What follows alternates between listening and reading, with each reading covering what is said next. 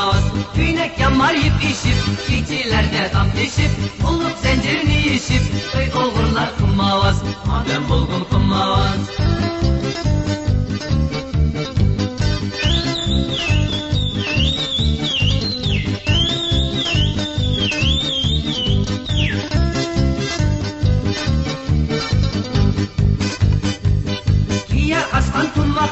İllip kaçar ullak ne, kesip birer kullak ne, pul tapamay kımmarvaz.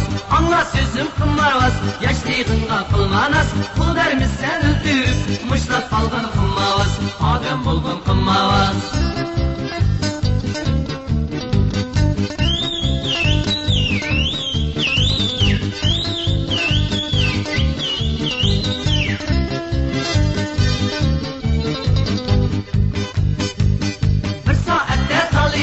Bir saatte yarışıp, birbiriga qarışıp, uçup oynar kılmaz.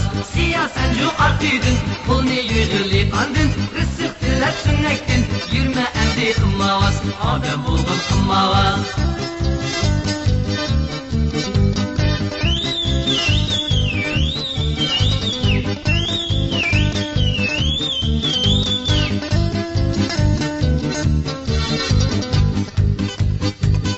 Bir gün kiyer tağarni, kükürütüp karnimi, titrep yürgen kılmaz.